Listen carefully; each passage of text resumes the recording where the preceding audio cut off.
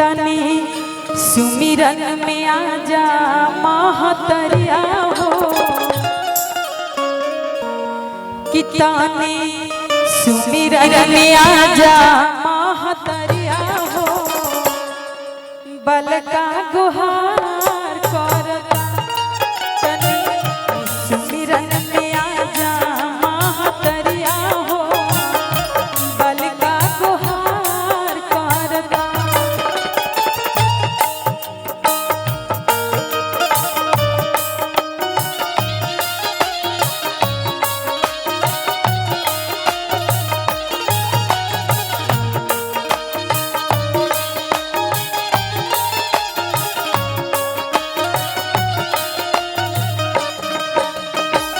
और देखी बहुत सुंदर यही में गौर भाव बा, लड़की से जूही बेली चमेली बन नहीं पाए माटी सर, लड़की से जूही बेली चमेली बन नहीं पाए, अड़हुल फूल में गुण है कैसा, राज आज बता तुम्हें बता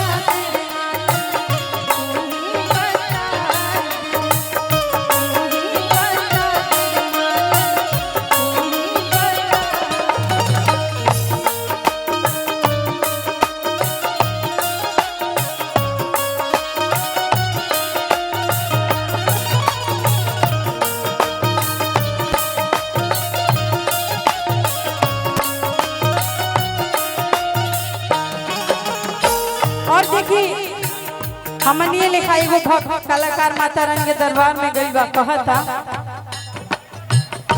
सुरबा साजबा बिगड़ल आवाज बा,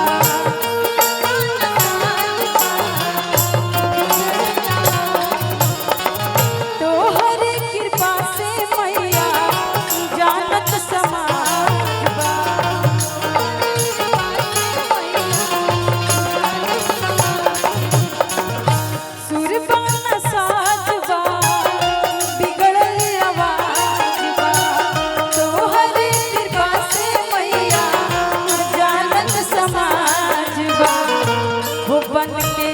आई बानी हम तो भिखरिया हो, बन के आई बानी हम तो भिखरिया हो, बलका गुहार करता तनी सुमिरन में आजा महतरिया हो, बलका गुहार करता। और यही में खूब सुंदर एगो गीत आवता, देवी गीत आवे के पड़ी मैया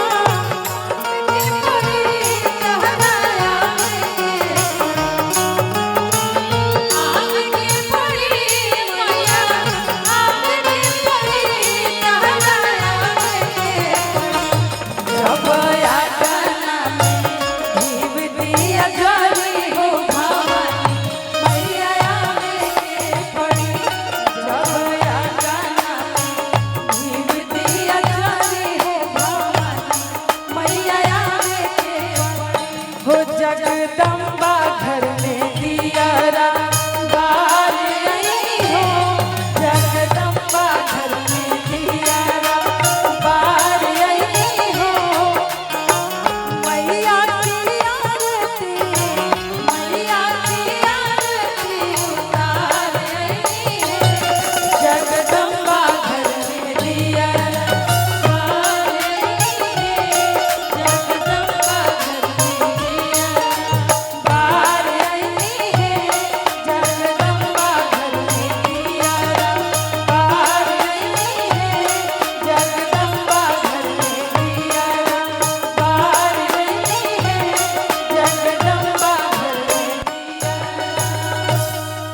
और देखिए हमने के यहाँ कोनो काज परोजन होला कि बधैया बाजे,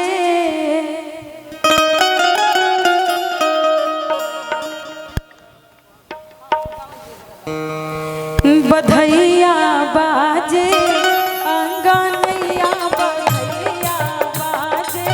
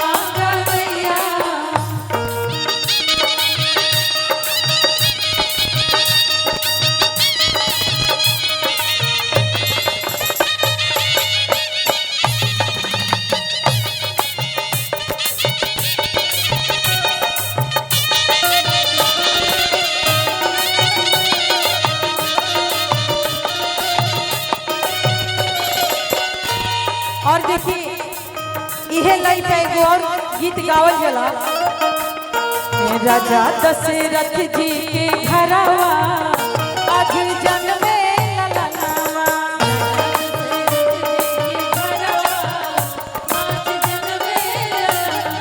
राजा दशरथ जी के घरवा आज जन्मे ललनवा।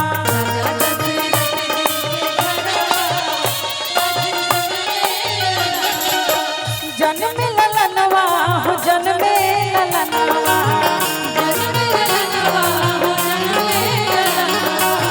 जन्मे ललनवा हो जन्मे ललनवा। राजा दशरथ जी के घरवा हो आज जन्मे ललनवा।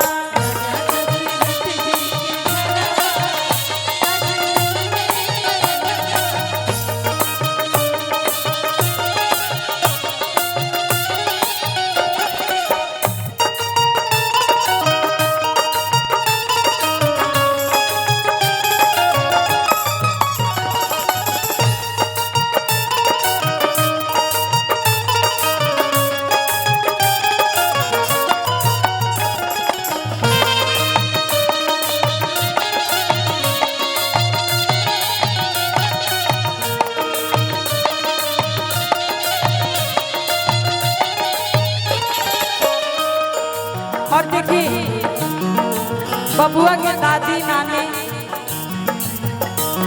गिरीश चाचा जी की तरफ से बहुत बहुत आशीर्वाद।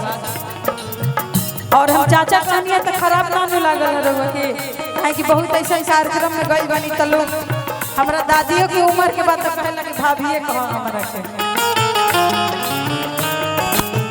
रानी कौशल्या हो मोहर लुटावे मोहर लुटावे मोहर लुटावे। रानी कौशल्या हो मोहर लुटावे मोहर लुटावे मोहर। आज जुग जुग जिए ललनवा जुग जुग जिए